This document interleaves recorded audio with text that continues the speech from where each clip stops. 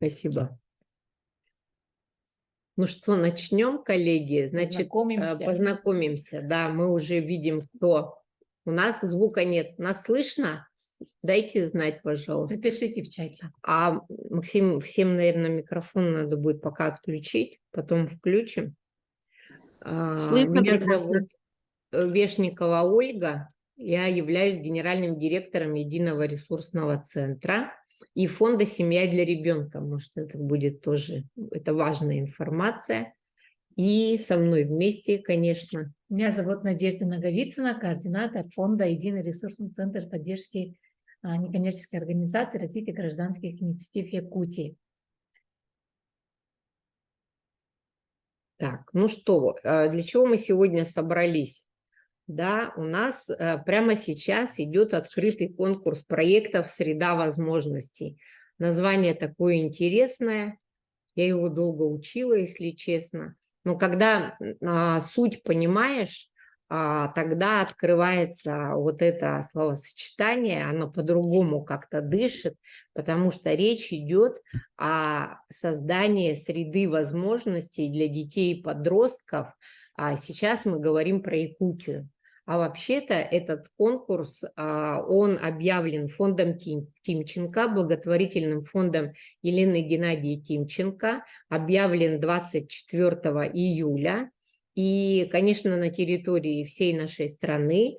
И нам, наверное, повезло, потому что Единый ресурсный центр нам предложили, мы согласились, практически не думали, стать грантооператором этого конкурса на Дальнем Востоке. То есть сегодня мы делаем для вас, коллеги, только для Якутии, а послезавтра мы будем такого рода вебинар проводить уже для ваших коллег и наших друзей, для всего Дальнего Востока.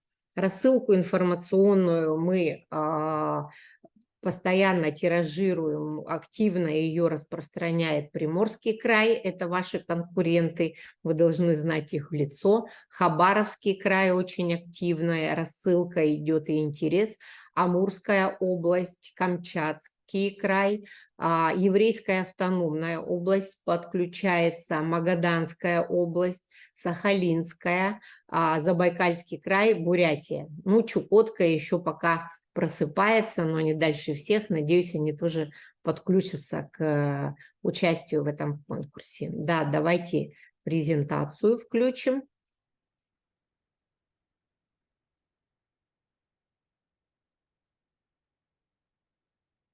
Можно вот этот участники убрать слева.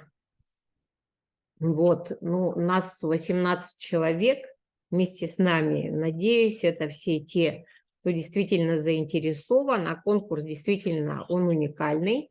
Как я уже сказала, называется «Среда возможностей», и прием идет до 24 сентября. Можно следующий слайд. Я могу сама, да?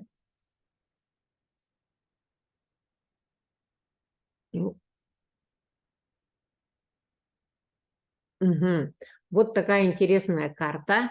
То есть весь Дальний Восток сейчас, так же, как и вы, готовится. Кто-то уже зарегистрировался на портале и подал заявку, кто-то еще в процессе находится сейчас.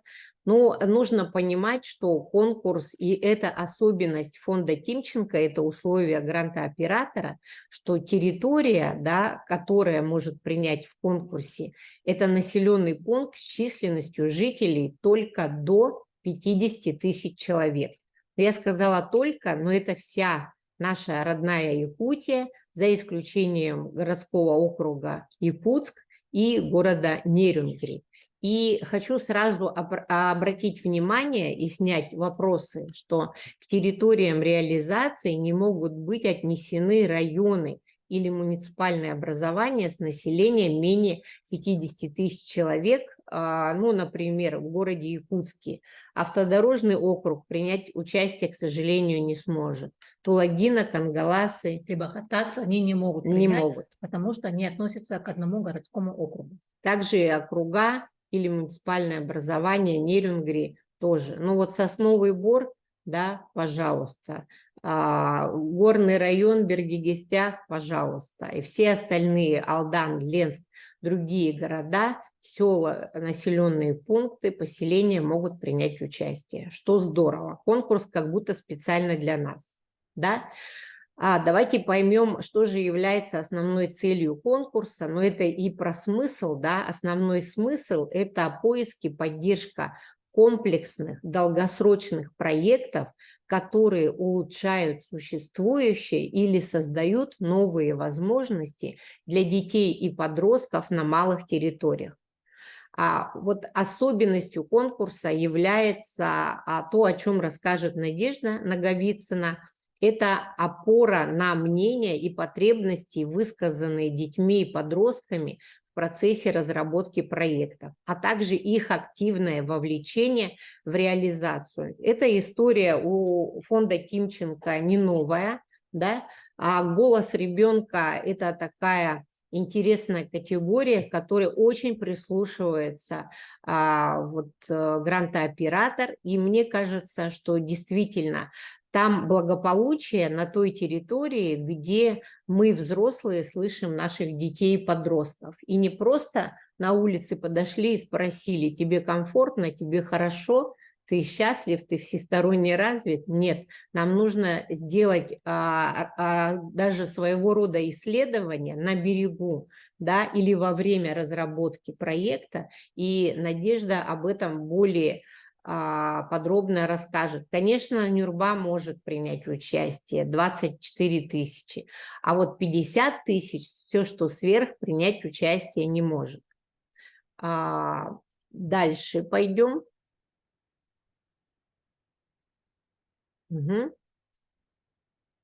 Кто может участвовать в конкурсе? И это тоже уникальная история, и спасибо фонду Тимченко, потому что не только эта история для некоммерческих организаций, а также бюджетные учреждения, колледжи, детские сады, школы, техникумы, дома культуры, библиотеки, комплексные центры социального обслуживания населения, социально-реабилитационные центры могут принимать участие в конкурсе, но сразу хотим обратить внимание, кто не может. Если это НКО, который является политической партией, движением или профсоюзом, то точно это не для этого конкурса. Органы власти, коммерческие организации не могут, религиозные организации и бюджетные казенные учреждения принять участие, к сожалению, не могут. Мы знаем, что, например, социально-реабилитационные центры, они в большинстве своем являются казенными учреждениями. Но зато мы знаем, что они активно сейчас создают некоммерческие организации специально для того, чтобы свои идеи упаковывать в проекты и участвовать в конкурсе. Значит, здесь важно, что и даже если вы прочитаете положение о конкурсе, а я советую это сделать, потому что не обо всем мы можем сегодня рассказать, просто физически это невозможно, всегда лучше прочитать те условия, которые предлагает грантооператор. Там иногда могут быть зашиты подсказки, кстати, и при разработке проекта. Важно, чтобы это была команда. Вот один человек, да, вот один в поле не воин, я абсолютно с этим соглашусь, потому что, ну, даже если на стадии реализации проекта будет один человек, руки, ноги, голова, то в стадии реализации, опроса, сбора, значит, пожеланий наших детей, подростков и так далее, для привлечения партнеров нам точно нужна команда. Я еще добавлю, да, почему фонд Тимченко предлагает проектные команды, то есть несколько организаций объединиться для реализации одного проекта, потому что в малых территориях, чтобы не было конкуренции, потому что дети одни и те же, и поэтому этим принципом руководствуется фонд Тимченко, и поэтому оглянитесь вокруг, говорят эксперты фонда Тимченко, что есть школы, дома, музеи, библиотеки, мы все можем объединиться ради наших детей, потому что буквально вчера у нас была консультация из Арктического района, где всего около 100 детей проживают на территории, и нет смысла давать гранты нескольким организациям, потому что, чтобы не было конкуренции, а была одна такая развивающая среда. И поэтому сейчас уже начинайте накидывать себе где-то в блокноте, тетради, либо звонить, писать кому-то, как кто может выступать партнером вашего, партнерами, потому что не менее 3 организаций должно быть в проекте партнерами. Ну и не случайно название «Среда возможностей», то есть наша задача, если еще не создана, создать такую экосистему, комфортную среду для проживания и всестороннего развития наших с вами детей и подростков. То есть запоминаем, да, одна команда, одна заявка. Заявка подается либо от бюджетного учреждения, либо от некоммерческой организации, но проектная команда является несколько организаций. Вот это нужно понять. Хорошо. Номинации конкурса. То есть они у нас имеют градацию по возрасту. Проекты для детей до 6 лет, то есть дошкольный возраст. Проекты для детей от 7 до 13 лет. Проекты для детей от 14 до 18 лет. И проекты для детей и подростков без ограничения по возрасту. То есть вот, пожалуйста, вся наша какая-то одна деревня, да, разрабатывает проект, который направлен на создание среды для всех детей, проживающих на территории этой деревни. Важно провести небольшое исследование, да, мнения и потребностей выбранной вами возрастной категории. Ну, об этом чуть позже. Но без этого, к сожалению, это так же, как кто подавал заявки на президентский фонд культурных инициатив, тоже есть условия. Творческая концепция. Нет концепции, соответственно, эксперты будут занижать оценки, какой бы прекрасный проект у нас не был. Как подать заявку на конкурс? Все это у нас сейчас в цифровом формате. Абсолютно тот же, значит, та же платформа Миртеха, такая же, как фонда президентских грантов. Некоммерческие организации знают об этом, то есть сайт.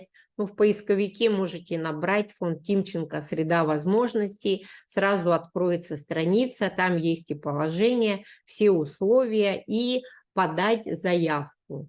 И заявка выглядит вот таким образом. Не нужно думать, что до 24 сентября еще времени много, вот как раз начнется школьная пора, через недельку, там числа 7-10 начнем разрабатывать проект. Но обратите внимание, что очень много полей и очень много что нужно заполнять. Нужно проработать саму заявку, то есть сам проект. Нужно заполнить и четко понять, кто у вас руководитель проекта. Сразу хочу сказать, что руководитель проекта не обязательно должен быть, к примеру, директором школы. Вообще не факт.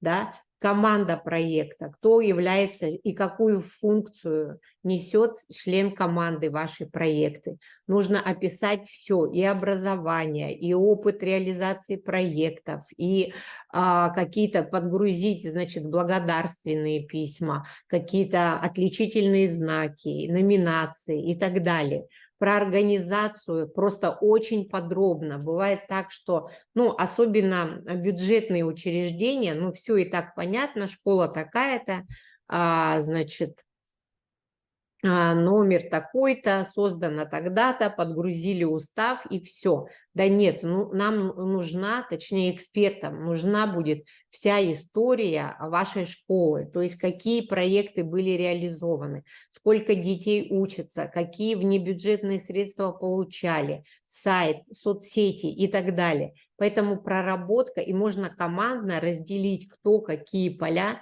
заполняет. Конечно, календарный план проекта и бюджет проекта. И только потом вы подаете заявку. Но есть еще условия, о которых мы расскажем. Да? Во-первых, нужно понимать, что есть обязательные материалы, скан-копии, которые необходимо приготовить и начинать подгружать к вашей заявке. Это устав с отметкой регистрирующего органа. То есть это должен быть скан, очень хорошо сделанный, он должен быть визибельный, то есть видно должно быть абсолютно все читаемо, несмотря на то, что бывает, что школа зарегистрирована очень давно, и обязательно обратная страница регистрирующего органа. И от того, вот, кстати, как документы прикреплены и в каком они виде, может быть, это тоже может повлиять на то, допустят вашу заявку до экспертизы или нет. До экспертизы будет так называемое администрирование или валидация вашей заявки, проверка всех данных, и действительно ли существует такая организация, все ли подгрузили и правильность заполнения, и самое главное, соответствие условиям положения об открытом конкурсе проектов «Среда возможностей». Выписка из ИГРЮЛ, документ, подтверждающий статус юридического лица, решение о создании учредителей, это только для государственных и муниципальных учреждений. Мы говорим про то, что без партнеров проект будет сложно, особенно на небольшой территории с охватом по максимуму детей, невозможно реализовать, поэтому нужны либо соглашения, либо письма поддержки от партнеров. Так. И результаты обсуждений проекта с детьми и подростками, подходящие по возрасту выбранной номинации. То есть этот документ подгрузить тоже нужно будет обязательно. Значит, про созидателей. Вот здесь есть такая рекомендация. Некоммерческие организации по умолчанию уже знают, что мы, все те, кто участвует в конкурсе Фонда президентских грантов, в Президентском фонде культурных инициатив, мы регистрируем себя на портале созидатели.ру. Для чего это нужно? Да? Что это нужно? Давайте мы вопросы потом в конце посмотрим. И постараемся на все ответить. Видим, что вопросы поступают, это очень хорошо, значит, есть интерес. Созидатель – это такая платформа, которая включает в себя, я бы сказала, лидеров всех некоммерческих, уже коммерческих и бюджетных организаций, лидеров всех, кто когда-либо разрабатывал проекты. Поэтому это лучше сделать, это получается даже проще и дешевле. Если вы есть созидатели или член вашей команды, мы набираем Иван Иванович Иванов, выбираем территорию, и автоматически вся ваша информация из портала Созидателей подгружается к вашему проекту. И самое главное, что вы в следующий раз, когда будете в других конкурсах участвовать, эта информация, она сохраняется. Мне, например, в Созидателях еще очень помогает участвовать в качестве экспертов в других регионах. Через Созидатели я могу зайти на любую платформу грантового конкурса Камчатки, Башкирии, Приморского края и так далее. И, конечно, это тоже кропотливый труд взять и зарегистрировать не просто Иван Иванович Иванов, а вот интересы мои, мое образование, в каких проектах я участвовала, мой послужной список, да, благодарственные письма, может быть, отличительные знаки, научная степень и так далее. Все это на портале Созидателей. Мы не только рекомендуем, но это тоже, я думаю, эксперты будут отмечать для себя. Дальше все про финансы. Хотя проект требует порой не только финансовых ресурсов, мы говорим про то, что очень важны человеческие ресурсы, информационные, технологические, материальные. Но вот для того, чтобы приобрести материальные, нам все-таки нужны финансовые ресурсы или выплачивать гонорар, да, специалисту, который будет трудиться в рамках проекта. Значит, у нас не более 500 тысяч рублей на весь период реализации проекта могут предусмотреть организации, которые еще не имеют опыта, или имеют незначительный опыт деятельности с детьми и подростками с применением принципов соучастия. Так, не более 1 000 000 рублей на весь период реализации могут предусмотреть организации, которые имеют значительный опыт деятельности с детьми и подростками, с применением принципов соучастия и могут подтвердить это в соответствующих разделах заявки. И внимательно, не более 1 миллиона рублей на весь период реализации организации, которые когда-либо получали поддержку по конкурсам и программам фонда Тимченко и могут подтвердить это в соответствующих разделах заявки. Ну вот, например, фонд «Семья для ребенка» получала у нас 2 гранта, да, фонда Тимченко, и поэтому фонд «Семья для ребенка», к примеру, может подать заявку на 1 миллион рублей, ну или в пределах, да. И есть еще одно условие, то есть это условие софинансирования заявки. Если вы идете на грант не более 500 тысяч рублей, до 500 тысяч рублей, то необходимо предусмотреть собственные средства в виде софинансирования не менее 10% от общей суммы заявки. Если же у вас проект на 1 миллион, значит софинансирование не менее 20% от общей суммы заявки. И это может быть еще один будет у нас вебинар, да, посвященный непосредственно логике проектирования или в технологии социального проектирования, но это порой не живые деньги, это эквивалент, да, это может быть оплата труда как человека, который в качестве, можно сказать, волонтера идет в ваш проект. Волонтеры, кстати, их тоже можно просчитать и поставить в софинансирование, потому что бесплатного труда вообще-то не существует. Это наличие помещений, вот освещение, электроэнергия, инвентарь, да, какой-то даже, может быть, методические какие-то, технологические вещи, ваш сайт, портал и так далее, все это можно тоже просчитать. Но это, наверное, все-таки тема для другого вебинара. Или как же посмотрите вообще доказать свой опыт можно в разделе «Организация заявителя», очень хорошо расписать, какие были реализованы у вас проекты. Вот как раз в организации заявитель там есть собственные ресурсы. И порой у нас сил не хватает, мы думаем, ну понятно же, школа, есть помещение. Да нет, надо конкретно, какое помещение, сколько квадратных метров, там, если это частная история, в собственности оно или нет, и так далее, какие есть приусадебные, возможно, что еще есть на территории вашей школы.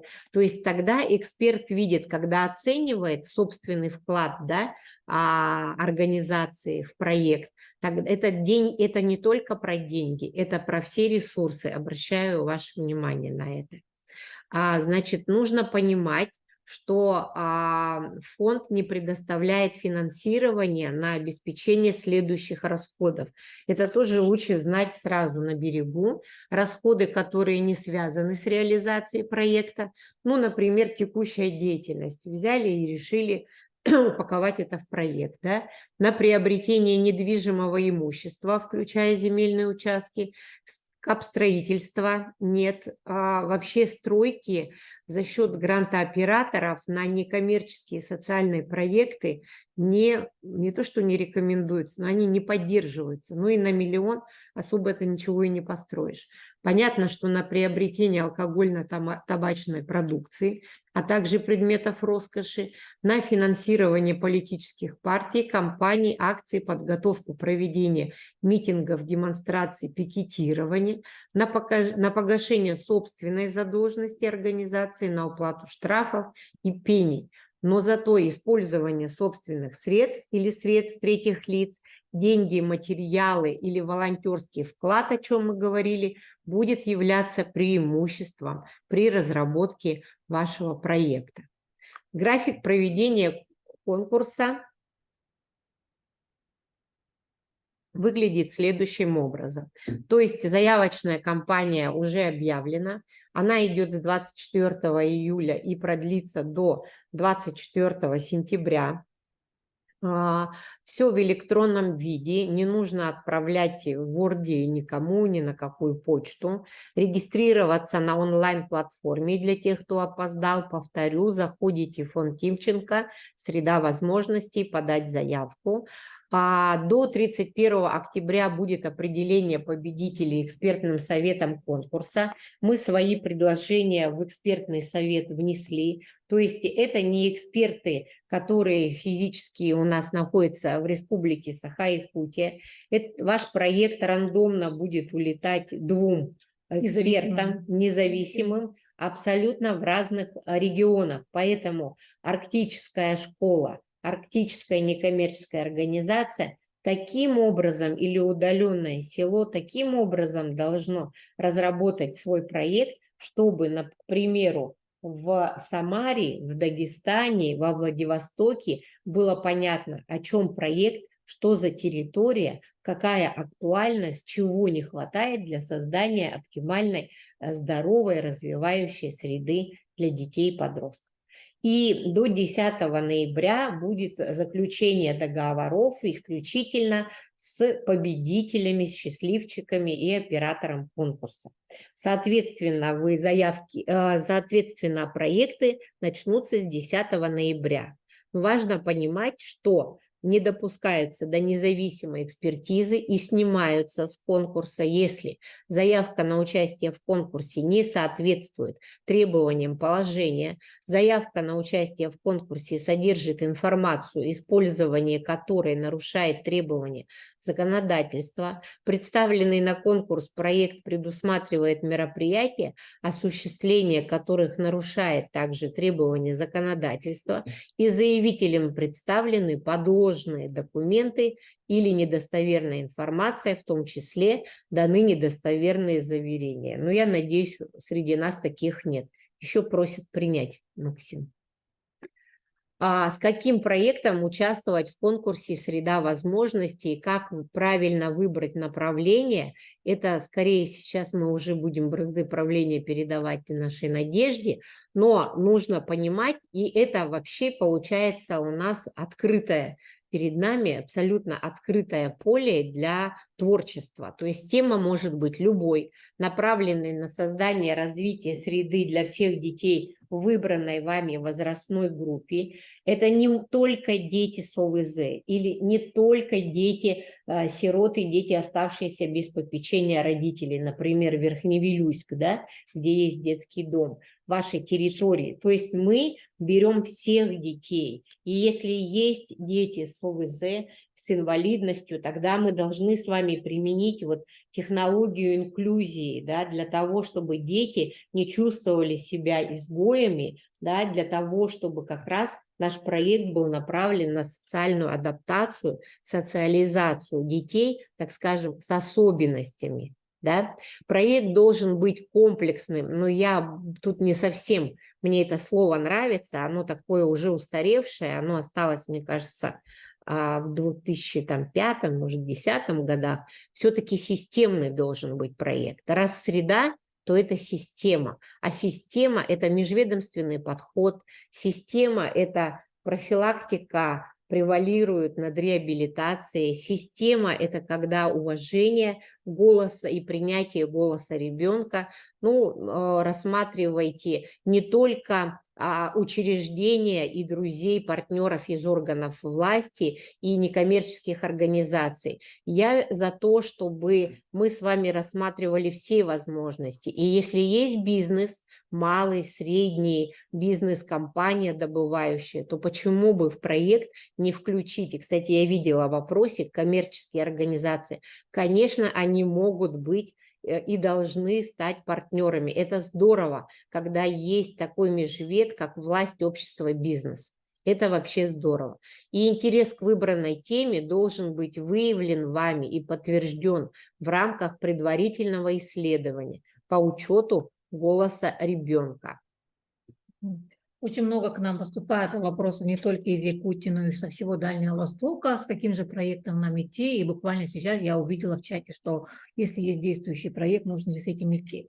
Основное, вот мы наверняка, вот те, кто пишет проекты на фонд президентского гранта и так далее, мы наверняка все привыкли, те даже проекты, которые идут на гранты главы Якутии, да, конкурс, то мы все привыкли всегда выбрать какую-то узкую специальную группу, да, что это дети там с ограниченными возможностями могут быть, либо это могут быть семьи приемные, с приемными детьми могут быть, да, либо это подростки, которые занимаются каким-то видом спорта.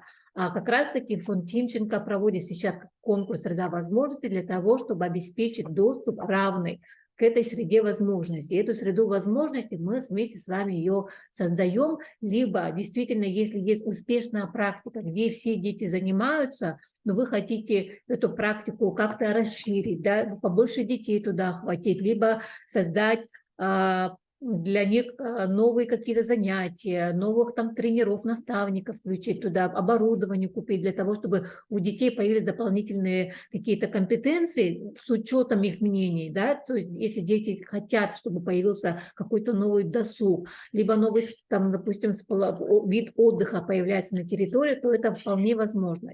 Поэтому самый главный принцип – это равный доступ, чтобы абсолютно все дети должны быть включены вот в эту развивающую среду. И еще один из принципов – это учет голоса, то есть должны дети отвечать. И наверняка сейчас возникли вопросы, что когда должна быть проведено это исследование. Это исследование может быть проведено во время заявочной кампании, но мы уточняли этот вопрос у фонда Тимченко в течение 2 месяцев, то есть июнь-июль. Если у вас на руках свежие данные, опрос интересов, мнений, потребностей детей, то эти исследования вы можете применить как основу, как опора на мнение, потребности, интересов детей, ее можете прикрепить. Если это свежие данные, июнь, август.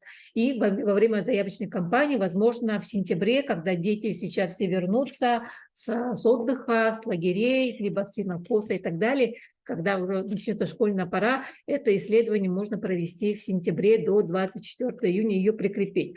Что касается тех исследований, которые давно, да, которые вы провели, возможно, среди детей в 2021 году, в 2022 году, то вы их можете применить просто в контексте, что действительно вот есть такая проблематика, допустим, да, но именно среда возможностей, которые вы создаете на территории села, то есть вы наверняка сейчас должны понять о том, что здесь не допускаются районные проекты, межрайонные, межпоселенческие, не допускаются. Здесь допускаются лишь проекты на территории одного населенного пункта. Вот обратите вот на это внимание. Вот. Мы подумали, что действительно хорошо было бы вам представить какой-то пример, что же является развивающей средой. Ну вот посмотрите, наверняка, кто читает наши социальные сети, читает республиканские средства массовой информации, в том числе и федеральные СМИ, где мы публиковали, наверняка вы знаете о том, что на территории арктических районов, если у нас сейчас есть арктические районы, подключились, то я думаю, что вы подтвердили, что мы реализуем проект «Арктическая креативная академия» при поддержке президентского фонда культурных инициатив целевого фонда «Будущее поколение». И это как раз-таки образовательный проект, который был действительно разработан и реализуется именно с учетом мнений, потребностей детей, и в том числе и родителей, которые сказали, что дети наши хотят быть конкурентоспособными, что у них есть страх о том, что они не будут владеть и быть конкурентоспособными со своими сверстниками, которые проживают в городе Якутске и в центральных южных городах, районах республики, да, и вот видите о том, что какая возрастная категория детей, то есть у нас здесь не было такого, что мы какого-то ребенка не включаем в проект. Здесь включаются абсолютно все дети, которые находятся вот в этой возрастной категории. И здесь то же самое. Среду возможностей создают местные жители. Здесь мы как раз-таки обучили из числа учителей, специалистов культуры, образования, некоммерческих организаций, наставников, чтобы они создали вот ту самую среду возможностей. И вот мы сами выезжали в 7 арктических районах вот в первой половине этого года, и действительно мы видели о том, что с помощью создания креативных общественных пространств, с помощью оборудования, которое мы приобретали и передавали улусам, да, что внедряя различные образовательные программы, мы действительно создали вот такую среду возможностей. Это вот как пример, какой проект может быть. И самое главное, не пугайте слово «долгосрочный», потому что в положении имеются 2 таких периода, да, что проект на год и долгосрочный проект на 3 года. То есть не пугайтесь этого слова, потому что фонд Тимченко уже сейчас вы пишете проект на 1 год, но с перспективой на 3 года. И если вы распишете, что если вы будете реализовать проект на 3 года, будут такие-то, такие-то изменения, это будет предпочтительно, и фонд Тимченко поймет, что это среда возможностей, потому что среда возможностей не создается на 1 год, он создается на долгое время. И мы имеем опыт, допустим, реализации проекта на средства фонда Тимченко, и мы знаем, что такое вообще долгосрочный проект. Сначала мы берем небольшую группу, это может быть 30-50 детей, ну, в зависимости от того, сколько детей, да. Потом на следующий год, когда мы уже видим успехи, уже благополучие ребенка вырисовывается, появляется история успеха, мы видим траекторию поведения детей улучшается, что с сверстниками ребенок общается, он становится коммуникабельным, у него появляются новые компетенции, наставники и так далее, то в следующий год мы можем этот проект тиражировать уже на большее количество детей, это могут быть уже 100 детей, а на 3-й год это может быть уже 150 детей. То есть это говорит о долгосрочности, но сам бюджет проекта вы будете расписывать на 1 год, то есть здесь ничего страшного. Вот. Следующий пример, который фонд Тимченко рекомендует нам всем своим потенциальным участникам рассказать, это Упсала-цирк. Он сначала был действительно, появился как Упсала-цирк для маленьких подростков, которые имеют проблемы с законом, да, то есть находятся в конфликте с законом, но настолько он расширился и настолько он стал понятен детям, когда дети через цирк, через спектакли, через разные там постановки могли себя реализовать. И к тому же к этому Упсала-цирк еще объединяет и родителей, и взрослых, которые создают костюмы, и создают там звук, свет и так далее. И таким образом это стало прекрасной возможностью самореализации. Поэтому Упсала-цирк можете посмотреть на сайте, есть очень доступный сайт, где вы можете понять, что дети абсолютно широкого возраста, школьного возраста могут принять участие. Это является примером развивающей среды. Вот, и поэтому вы сами, возможно, будете удивлены, потому что обычно, когда мы проектируем, мы больше опираемся на мнение взрослых, на мнение экспертов, на свое мнение, может, на какие-то статистические данные, но здесь нам придется именно опереться на самих детей. И поэтому вы сами, возможно, удивитесь, когда ребенок с Арктики или ребенок с какого-то там Нерюнгринского района, возможно, ответить не совсем так, что я хочу вообще-то заниматься вот тем-то, тем-то, тем-то, да, поэтому давайте дадим возможность, давайте мы попробуем провести опрос и понять, чего же хотят наши дети. И абсолютно у вас на территории могут появиться те развивающие, новая среда возможностей, которая именно отвечает интересам детей. Это могут быть, кто-то скажет, что я хочу заниматься театральными, музыкальными, танцевальными, там сейчас очень популярны корейские там танцы, допустим, да, сейчас очень есть другие способы самовыражения, есть спортивный проект, возможно, мальчики захотят заниматься вот разведением лошадей, может быть, ребенок скажет, что давайте сделаем сплав по реке, допустим, да, это будет новым отдыхом, развлечением для нас, прекратите там заниматься только легкой атлетикой, могут так ответить, современные дети, потому что они сейчас находятся в совсем новом информационном поле, смотрят, как другие дети со всех уголков мира занимаются. Возможно, появятся новые креативные пространства, что действительно то, что мы вот показали вам пример арктической креативной академии, там анимация, это мультики, это документальные фильмы и так далее. Это могут быть агролаборатории, потому что когда мы ездили в арктические районы, вроде маленькие села, маленькая школа, где учатся всего 58 детей, но уникально работает агрошкола, где старшие ребята могут заниматься разведением лошадей, да, как вообще вот этим заниматься, это просто супер, когда в селах, в Арктике этим занимаются. То есть могут появиться вот такие возможности, могут появиться профессиональные сообщества, как, например, Чистая Арктика, где дети могут стать таким профессиональным экологическим сообществом и могут чистить, допустим, территории, река, берега озер и рек, допустим. Могут появиться ребята, которые снимают документальные истории про свою родину, допустим, да, краеведческие проекты. То есть абсолютно идея проекта, проектные идеи появляются, исходя из потребностей, интересов детей. Вот. Интересно на самом деле.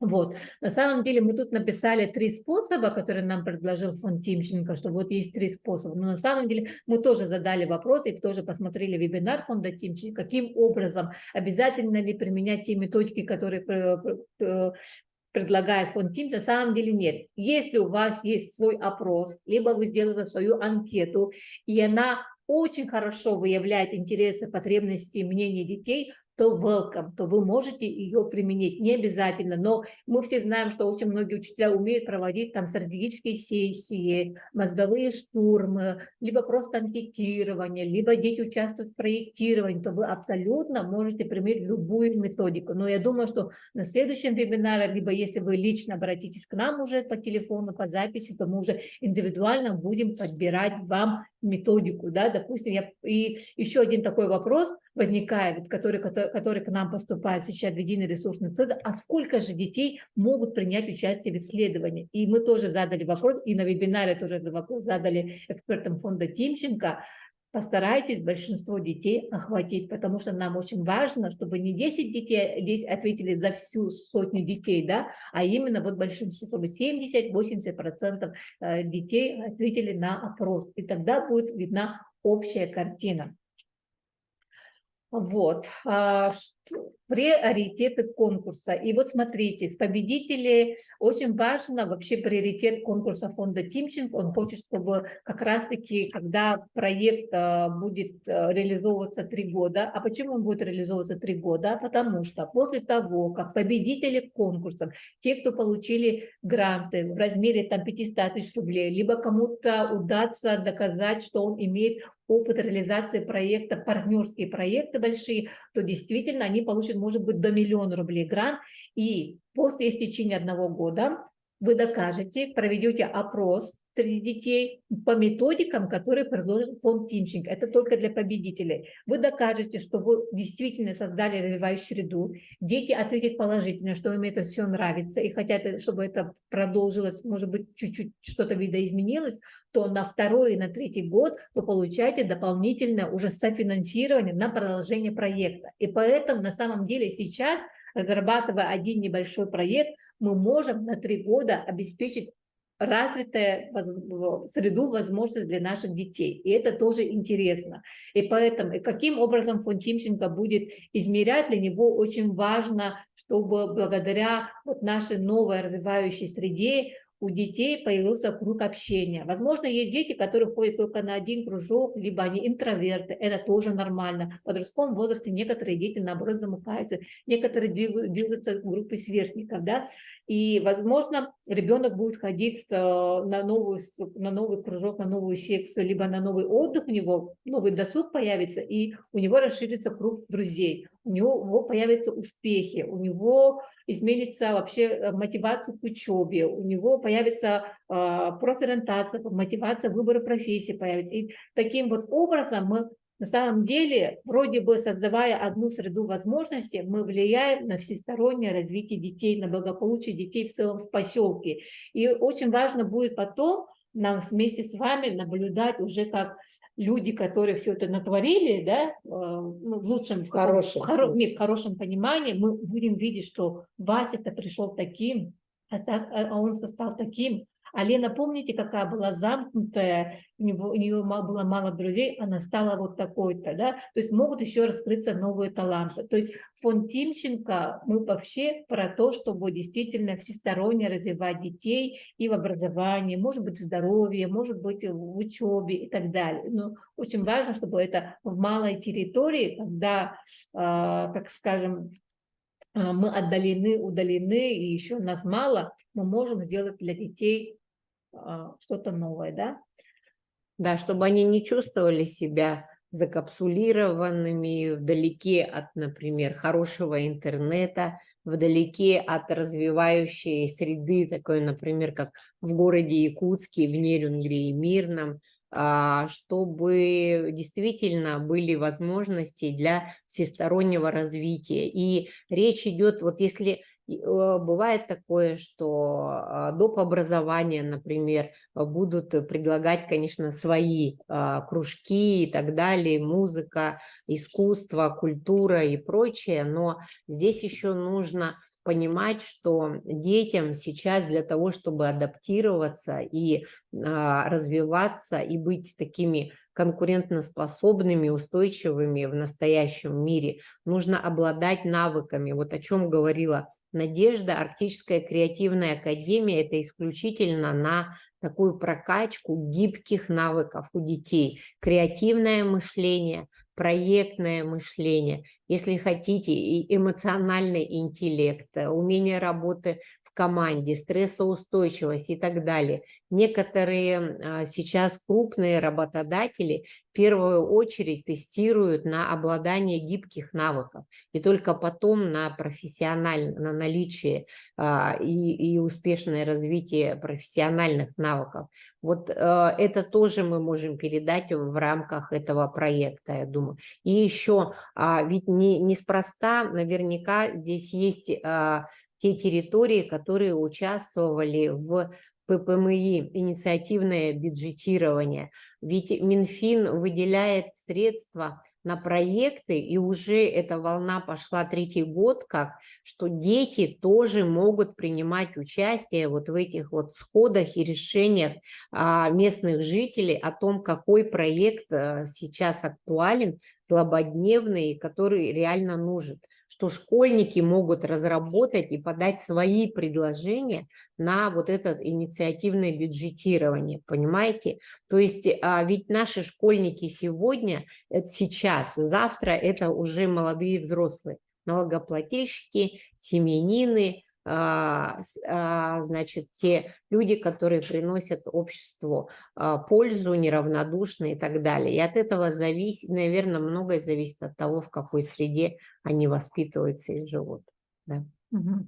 Ну вот, что такое развивающая среда, среда возможностей, да, которая вот как всесторонне развивает ребенка, это вот как раз то, о чем мы на самом деле говорили, здесь мы упорядочили, и здесь вы видите о том, что есть, должны быть в проекте активные участники, которые имеют возможность проявить инициативы и дети, и взрослые, это видимые механизмы взаимодействия детей и взрослых, отвечающий принципам учета голосов ребенка. Это когда появляется история успеха, да, которые, вот, например, у детей, участников проекта, которые ранее не были склонны к лидерству. Это встроенная в деятельность проектантов обучающий элемент для детей.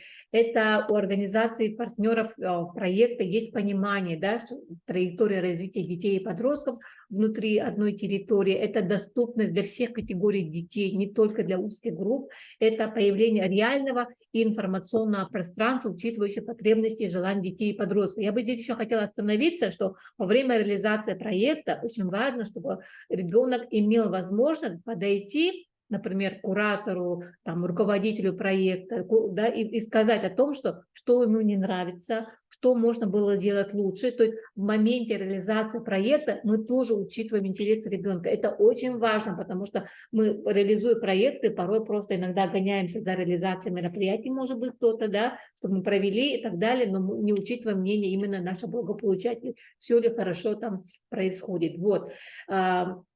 Понятные и повторяемые способы презентации детской и подростковой активности местному сообществу. Родители имеют поддерживающую функцию, да, и имеют возможность присоединиться. Это очень важно, потому что благодаря, возможно, вот такому элементу могут быть улучшены еще детско-родительские отношения. И в долгосрочной перспективе появление и развитие новых видов активностей, то есть село может поменяться, да, могут появиться новые сценарии поведения на территории. Возможно, есть дети, которые хотят нарисовать, допустим, граффити, да, либо там рисовать муралы на здании. Возможно, вот такая активность появится, и поэтому малая территория тоже с помощью детей, подростков может измениться и видоизмениться. Вот. То есть это про среду возможностей, которые могут появиться. Это вот по этим критериям мы понимаем о том, что действительно это среда возможностей. Ну, еще хочу добавить, что, мне кажется, будет здорово, если в командах, ваших проектных командах появятся активные родители и сами дети. Лидеры, точно есть у вас лидеры молодежных, детских организаций, волонтерских и так далее. И тогда на протяжении от разработки, да, от идеи до воплощения в жизни реализации проекта дети непосредственно будут принимать участие. И они всегда как лакмусовая бумажка будут нам говорить и указывать на то, что вот тут мы сворачиваем в пути, здесь вы сейчас, Марья Ивановна, у нас не учитель, да, а член нашей команды, и наш проект такой-то, такой-то, направлен он на такой-то результат, и чтобы его достигнуть, мы предлагаем то-то, то-то. Мне кажется, это интересная история. И вот когда мы выезжали в районы, мы проводили для детей проектные мастерские. И наоборот, приходили родители, учителя и наблюдали со стороны, и были очень удивлены, что наши дети, оказывается, умеют писать проекты, и они хотят совсем другие проекты, не те, которые мы обычно планируем. Поэтому наверняка появится такая возможность, и поэтому подумайте, можно проекты писать вместе с детьми, дать возможность детям самим написать проект, про что они хотят, да, провести опрос, а потом еще просто провести мозговой штурм, стратегическую сессию, да, какие проблемы существуют, чем ты хочешь заниматься. И тогда появится широкий список вот этих вот проблем, чем хотят дети заниматься, чего им не хватает, а потом дать возможность детям проголосовать. Какие интересы, какие занятия, какие проблемы дети видят. И от этого появятся уже проектные идеи. А потом из этих проектных идей можно еще подумать, разделиться на микрогруппы и выбрать одну проектную идею. То есть вот такая вот у нас история с фондом Тимченко. Ну да, и еще здесь коллеги из фонда Тимченко предлагают изучить не только среду внутреннюю, ну, про чувства, эмоции, возможности, потребности детей, но и внешнюю, то есть про инфраструктуру. И можно прямо нарисовать вначале карту, да, и детей, конечно, родителей пригласить. Не забывайте про бабушек и дедушек, это очень мощный ресурс, который находится на пенсии, и у которого точно есть очень много возможностей, которые могут принести нам пользу. И вот эту карту, какие точки входа, может быть, открытые пространства, социальная среда, внешняя, все, что есть, и что хотят дети еще увидеть на этой карте. Может быть, мы сейчас думаем, что здесь срочно нужна спортивная площадка, но детям, возможно, нужен, не знаю, скалодром или для скейта что-то. И так далее. А может быть, они хотят, чтобы здесь агротеплица была или пруд с рыбками. Поэтому вначале карту возможностей, то, что есть, карту реальную, да, ресурсов, так скажем, и карту возможностей можно нарисовать. Это же интересная технология совместно с детьми, с родителями. Вот и как раз и тогда цель проекта будет достигнута, что формирование новой, да, или улучшение прежней среды путем местных сообществ, некоммерческих организаций и проектных команд, бюджетных учреждений, коммерческих, некоммерческих и так далее. Вот это наш телефон. Находимся мы на Курашова, 24, общественный центр, город Якутск, это в центре города, бывший дом профсоюзов на 7-м этаже, 702-703 кабинет. Но чтобы прийти на консультацию, показать свой проект, мы делаем экспертизу, вы можете нам онлайн отправить. Да? Коллеги, я сейчас попрошу эксперта единого ресурсного центра, который находится по ту сторону экрана, отправить в чат, пожалуйста, наши контакты, где есть электронная почта, потому что вы можете получить консультацию, те, кто находится за рекой в отдаленных населенных городах, да, то вы можете у нас получить консультацию по телефону, но предварительно отправить свою проектную заявку на электронную почту, чтобы мы ознакомились с ними. А те, кто, может быть, из близлежащих улусов, либо те, кто находится, да, улус, потому что у нас город Якутск не принимает участие, из близлежащих улусов городов, например, город Покров в том числе, вы можете, если вы хотите записать на очную консультацию, обязательно нужно предварительно по телефону записать. Именно по телефону, не через сайт. По телефону для того, чтобы мы действительно тут же вам ответили, где пустое свободное время, какого эксперта и когда вы можете подойти. Да, значит, консультация, экспертиза проектов и одно условие. Вот лично я не делаю экспертизу проектов, если он на 100% не заполнен.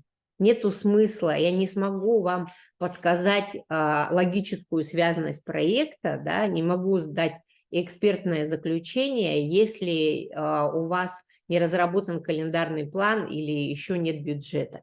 Поэтому на стадии консультации, пожалуйста, звоните, спрашивайте, пишите. Сейчас в чат напишут, да? Угу. Отправят коллеги все наши номера, телефоны, почта и так далее, и экспертиза проектов. Ну, лучший совет такой, я знаю, что особенно мы, общественники, грешим тем, можно выключить, наверное, уже презентацию, спасибо, грешим тем, что мы в последний момент подаем. Вот заявки подаем в последний момент, можно сказать, последний день, да?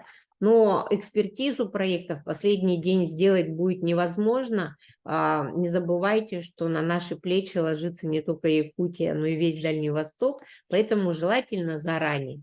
Сейчас давайте, коллеги, посмотрим. Надеюсь, многие вопросы мы сняли, но давайте пройдемся по вопросам, и можно включить будет звук тоже.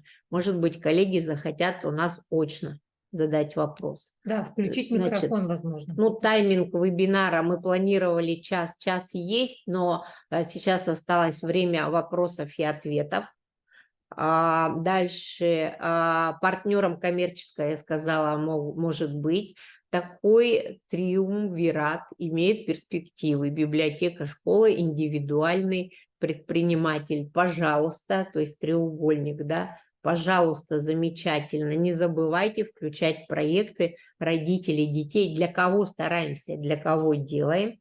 Если есть действующий проект, можно ли участвовать, уже сказали, что вот под копирку, да, это называется задвоение бюджета. Спросите у детей. А если вы его Интересно ли доработаете, продолжать этим заниматься, как его видоизменить, что добавить нового. ну еще история. Действительно, бывают проекты, они идеальные, они очень хорошие, они актуальные, и социальный эффект, он отложен. Мы за год с вами, конечно, не достигнем результатов. И если есть проект, который у вас идет уже на протяжении нескольких лет, то вы его видоизмените, обновите, пусть он обрастет новыми партнерами, новыми участниками, появляются новые запросы, технологии, нужны другие ресурсы, конечно, можно. Дальше. Улучшить существующую ситуацию. Угу. Как получить презентацию, мы не волшебники пока, поэтому нам нужно узнать вашу почту, да, и мы на почту вам отправим. А кто зарегистрировался, ну, понятно, мы тогда отправим всем, да, кто зарегистрировался. Отлично, запись будет, интернет слабый, это понятно, и мы разместим нашу запись в наших соцсетях.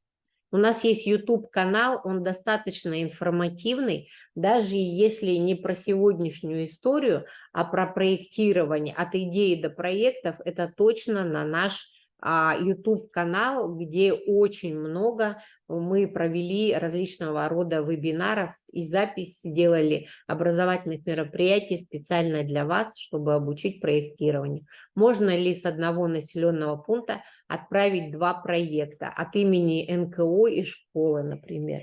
Ну, если в селе есть и школа, и некоммерческая организация, и они хотят отправить 2 проекта, это абсолютно возможно, но и НКО, и школы должны иметь партнеры. А может быть, объединиться? Я знаю, что мы не всегда умеем дружить, но вот эта история про среду возможностей, это точно про партнерскую историю, про коллаборацию и дружбу. И я хочу сказать, что поддержанных проектов-то будет не так много, да? Призовой фонд, вот грантовый фонд, он не такой большой. Поэтому совет друга. Один проект от одной территории. Понятно, что от команды. Ну, если у вас абсолютно разные видения, детей вам будет сложно поделить, и вы такие креативные и конкурентоспособные, то окей. Но совет друга лучше объединиться на берегу. Если есть еще проекты, можно звук включить, если кто-то хочет. Можно через чат задать вопросы, либо включить микрофон. Мы дали вам доступ. Включить микрофон. Угу. Да, слушаем вас. Добрый день. Добрый день. Вкратце расскажу немножко. На базе библиотеки существует клуб общения подростков и детей от 6 до 14 лет. Суть такая, что нет в поселке нигде пространства для общения детей. Есть дополнительное образование, есть культура, но они все чему-то учат. А так, чтобы дети просто пришли и пообщались, поиграли, такого пространства нет. Оно нужно убрать детей с улиц, с подворотен. Они приходят играть в библиотеку. Проект работает уже 4-й год. И есть задумка объединиться со школой и индивидуальным предпринимателем, который изготавливает мебель здесь же в поселке. И на основании опроса детей чтобы они нарисовали, как они видят то пространство, в котором им комфортно. Индивидуальный предприниматель разработает эскиз проекта, и если мы выиграем, он получит деньги на оснащение вот этого библиотечного пространства. Задумка имеет место, с ней можно работать. Спасибо. Отличная задумка. Мало того, что, я не знаю, какая у вас территория, в горном районе вообще на базе библиотек администрация приняла решение создать такие точки входа, пространства объединения детей, молодежи, взрослых. То есть это и креативные пространства, открытые, проектные, мастерские и так далее. Мы по проекту «Арктическая креативная академия» в 7 арктических районах открывали креативные пространства, в основном это были библиотеки. Мы же в школе-то не можем это сделать из-за мер безопасности, которые сейчас принимают. Как раз точка входа это может быть библиотека, музей, клуб, дом духовности, IT-центры сейчас и так далее. Мы вообще за то, чтобы библиотеке дать новую жизнь. Вот когда я в депутатском была, и застряла там по погодным условиям на 10 дней не могла вылететь. Так вот, мы как раз просто проводили среди детей, каждый день туда приходили и работали с режиссером. И дети сказали, мы будем приходить в библиотеку, если там будет хороший интернет.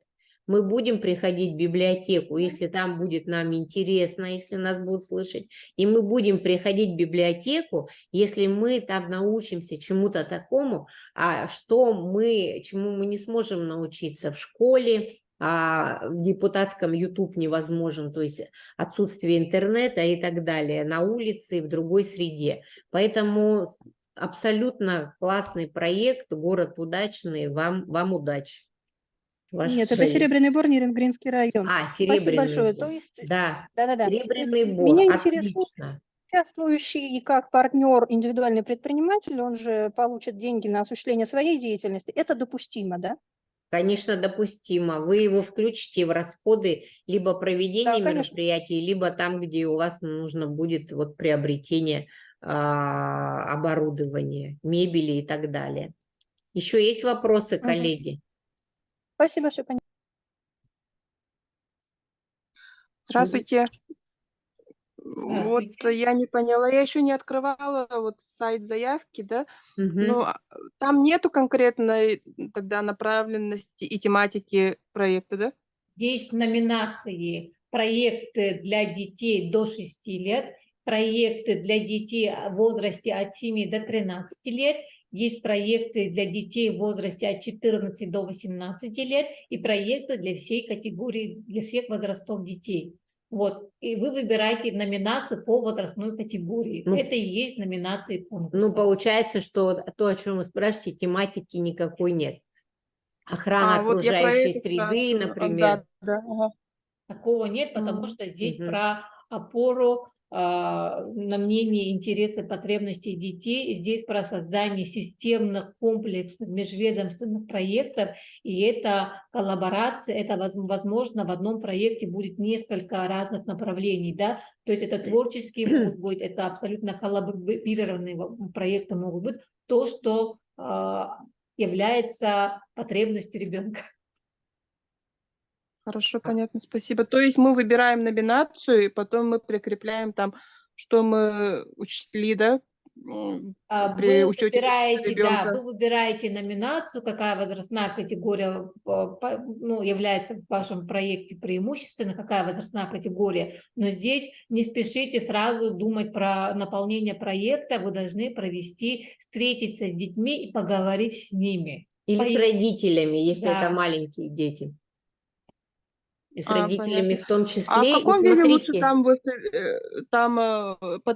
подтвердить? Это в виде презентации или опроса, или как? Да, это вы делаете там можно прикрепить результаты исследования, что мы провели вот такой опрос, что вот такая была анкета, что сколько-то детей приняли участие, вот такие результаты, исходя из этих результатов у нас вот такая проектная идея. То есть вот так вот делать. Это может быть и в Word, это может быть и в PowerPoint, как в виде презентации, то есть PDF. в PDF. То есть вы, когда откроете саму заявку, то есть создадите личный кабинет на сайте конкурса «Среда возможностей», когда вы создадите личный кабинет, у вас появится такая кнопочка, как создать заявку. Когда будете создавать заявку, вам в этом разделе, где прикрепляете результаты исследований, у вас будут там как раз-таки примечания, какой файл вы прикрепляете.